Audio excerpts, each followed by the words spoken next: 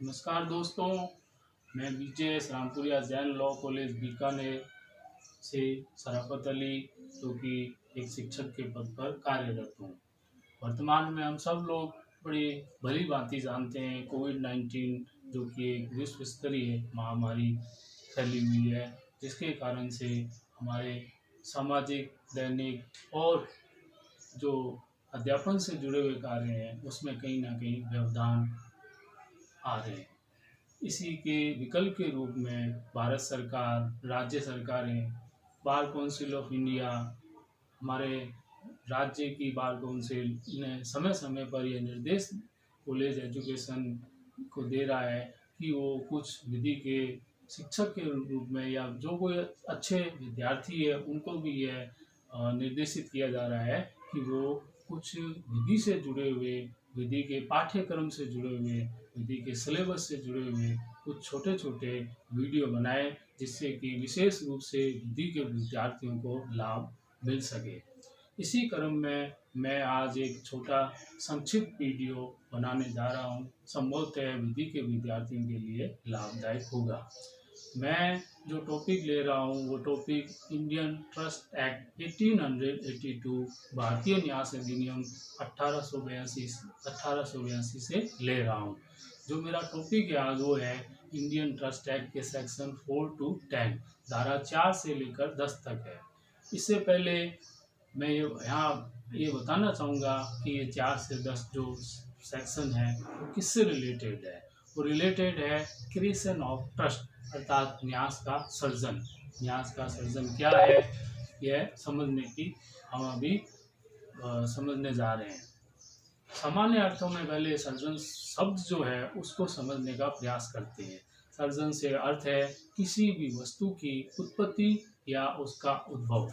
इसी प्रकार से यही व्यवस्था न्यास पर भी लागू होती है अर्थात उसकी उत्पत्ति और उद्भव।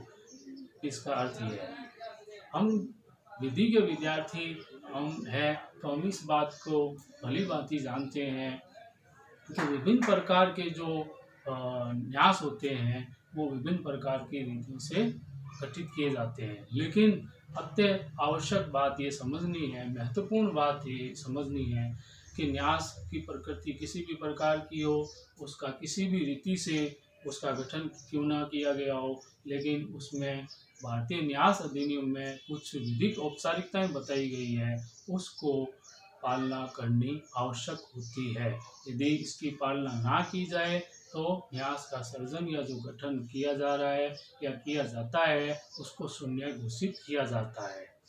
ठीक है, तो हम अब हम देखते हैं कि इंडियन ट्रस्ट एक्ट के सेक्शन 4, 5, 6, 7, 8, 9, 10 क्रिएशन ऑफ ट्रस्ट के बारे में क्या प्रोविजन है उसको स्टेप बाय स्टेप देखते हैं। फर्स्ट में देखते हैं सेक्शन 4 धारा 4। धारा 4 क्या है? विधिपूर्ण उद्देश्य। क्या है? विधिपूर्ण उद्देश्य, लॉफुल ऑब्जेक्ट। एक बहुत सामान्य भाषा में उद्देश्य होता है, ये वो उद्देश्य नहीं है। ये कौन सा उद्देश्य है मित्रों? ये उद्देश्य है विधिपूर्ण उद्देश्य। क्या होना चाहिए? अर्थात जब कभी भी किसी भी के द्वारा न्यास का गठन किया जा रहा हो तो क्या होना चाहिए? उसका उद्देश्य विधिपूर्ण उद्देश्य होना चाहिए। धारा भारतीय न्यास अधिनियम की धारा 4 में ये प्रावधान किया गया है, लेकिन यहाँ पर यह समझना आवश्यक है कि विधिपूर्ण उद्देश्य क्या है। इसको इंडियन ट्रस्ट एक्ट के सेक्शन 4 में नहीं स्पष्ट नहीं किया गया, अर्थात उल्लेखित नहीं किया गया है, बल्कि इसको भारतीय संविदा अधिनियम की धारा 23 में जो प्रावधान किया गया है वो प्रावधान एज इट इज यहाँ लागू होगा। अर्थात ऐसा कोई भी उद्देश्य ऐसा नहीं होना चाहिए जो कि विधि द्वारा निषेधित घोषित किया गया हो, या वो इस प्रकृति का नहीं होना चाहिए। यदि उसको अनुमति दी जाए तो वो क्या कर देगा? विधि के प्रावधानों को विफल कर देगा। कपटपूर्ण नहीं होना चाहिए, लोक नीति के विरुद्ध नहीं होना चाहिए, ऐसा उद्देश्य नहीं होना चाहिए जो किसी की शरीर या संपत्ति को क्षतिकारित कर सकता हो। अब हम बढ़ते हैं सेक्शन 5 की ओर। सेक्शन 5 है ट्रस्ट प्रॉपर्टी। अचल संपत्ति होती है और चल संपत्ति होती है। सेक्शन 5 में स्पेसिफिक अचल संपत्ति के बारे में प्रोविजन है। अचल संपत्ति के द्वारा यदि कोई भी व्यक्ति यदि ट्रस्ट को क्रिएट करना चाहता है तो उसको वो समस्त विधिक औपचारिकताएं पूरी करनी होगी, जैसे कि एक सामान्य अनुक्रम में अचल संपत्ति के हस्तांतरण में वह करता है। ऐसा नहीं है कि वह अपने मनमाने तरीके से संपत्ति का हस्तांतरण कर दे। यदि वो ऐसा करता है तो वो विधि के विरुद्ध माना जाएगा। चल संपत्ति के द्वारा यदि कोई भी व्यक्ति ट्रस्ट को क्रिएट करना चाहता है तो उसको स्वामित्व का हस्तांतरण करना होगा। नेक्स्ट सेक्शन 6 धारा 6 न्यास का सर्जन, क्रिएशन ऑफ ट्रस्ट। दोस्तों, विद्यार्थियों, मित्रों, ये सेक्शन 6 इस पूरे सेक्शन 4 से लेकर 10 तक में मेरा व्यक्तिगत मानना है कि अपने आप में कुछ ज़्यादा ही इम्पोर्टेंट है। क्यों? क्योंकि वर्ड को समझिए, न्यास का सर्जन, जो कि चैप्टर का टाइटल है, वो यहाँ से अपन बहुत अच्छे से क्लियर कर सकते हैं। Creation of trust, creation of trust किस प्रकार से ये धारा 6 क्लियर क्या करता है कि किसी भी व्यक्ति जो कि है और वो ट्रस्ट को क्रिएट करना चाहता है, अर्थात न्यासकर्ता, उसका न्यासकर्ता का न्यास निर्मित करने का आशय होना चाहिए। न्यासकर्ता का क्या होना चाहिए? न्यास निर्मित करने का आशय होना चाहिए। अर्थात कोई जो वो कार्य कर रहा है, जो वो शब्दों को प्रयोग कर रहा है, उसे ये अनुमान लगाया जा सके सामान्य अनुक्रम में कि वह व्यक्ति क्या कर रहा है, न्यास बनाना, न्यास को क्रिएट करना या न्यास को सर्जन करना चाहता है। फिर सेकंड में देखें आप सेक्शन 6 के, न्यास का उद्देश्य सर्टन होना चाहिए। उद्देश्य कैसा होना चाहिए? निश्चित होना चाहिए। किसी भी प्रकार का डाउटफुल ऑब्जेक्ट नहीं होना चाहिए, भ्रमपूर्ण शब्दों का प्रयोग नहीं किया जाना चाहिए, सर्टन ऑब्जेक्ट होना चाहिए। नेक्स्ट है बेनिफिशियरी, अर्थात सर्टन बेनिफिशियरी होना चाहिए। इसके अलावा सेक्शन 6 में क्या क्लियर किया गया है? ट्रस्ट प्रॉपर्टी क्या होनी चाहिए? ट्रस्ट प्रॉपर्टी भी सर्टन होनी चाहिए। इसी क्रम में मैंने इस पूरे चैप्टर में इस संक्षिप्त वीडियो है, इसलिए एक केस लो यहाँ लिया है मैंने इस टॉपिक में, वो है नाइट बनाम नाइट का केस। कौन सा केस मित्रों? नाइट बनाम नाइट का केस। नाइट बनाम नाइट का केस में क्या है, मैं वो आपको बहुत ही संक्षिप्त में सरल शब्दों में समझाना चाहूँगा। 3 निश्चितताओं का नियम, रूल ऑफ 3 सर्टेनिटीज। रूल ऑफ 3 सर्टेनिटीज क्या है वो समझे बहुत संक्षेप में। शब्दों का अध्यापक होना, शब्दों का अध्यापक होने से दोस्तों अर्थ यहाँ पर यह है कि शब्द ऐसे प्रयोग में लाया जाए कि जिन शब्दों को पढ़कर यह पता लगाया जा सके कि इन शब्दों के द्वारा कोई भी व्यक्ति क्या करना चाहता है, न्यास को सर्जित या गठित करना चाहता है। फिर इसमें बताया गया है न्यास की विषय वस्तु निश्चित होना चाहिए। मैं इस टॉपिक में इस बात पे जोर देना चाहूँगा कि न्यास की विषय वस्तु का अर्थ क्या है। न्यास की विषय वस्तु का अर्थ है न्यास की संपत्ति, वो निश्चित होनी चाहिए। अब निश्चितता का अर्थ क्या है? वो निश्चित जगह होनी चाहिए, उसका सामान्य अनुक्रम में कोई भी व्यक्ति जाकर उसका पता लगा सके, जिससे कि ये पता चले ये प्रॉपर्टी है जिसके द्वारा न्यासकर्ता क्या करना चाहता है, ट्रस्ट को क्रिएट करना चाहता है। फिर इसमें है कि उद्देश्य भी निश्चित होना चाहिए। उद्देश्य निश्चित होना चाहिए, क्यों होना चाहिए? कि विदाउट ऑब्जेक्ट यदि वो ट्रस्ट को क्रिएट करता है तो वो ट्रस्ट विफल हो जाएगा, उसको विफल घोषित किया जाएगा। इसलिए उद्देश्य निश्चित होना चाहिए। उद्देश्य निश्चित होने के लिए होना चाहिए, ये बात यहाँ पर रूल ऑफ 3 सर्टेनिटीज में स्पष्ट की गई है। नेक्स्ट है धारा 7 सेक्शन 7 न्यास का सर्जन कौन कर सकेगा। विद्यार्थियों, मित्रों, दोस्तों, इस लैंग्वेज थोड़ा सा कुछ सेटिंगों में लैंग्वेज पे जाएं। न्यास का सर्जन कौन कर सकेगा, इसका मतलब है कि विधि के विद्यार्थी होने के नाते एक बात का अनुमान लगाया जा सकता है कि प्रत्येक व्यक्ति न्यास का सर्जन करने वाला नहीं हो सकता। इसका अर्थ ये नहीं है कि व्यक्ति और व्यक्ति में हमने कोई भेदभाव या क्लासिफाइड कर रहे, नहीं। यहाँ पर यह है कि इंडियन कॉन्ट्रैक्ट एक्ट में सक्षम व्यक्ति ही न्यास का सर्जन करेगा।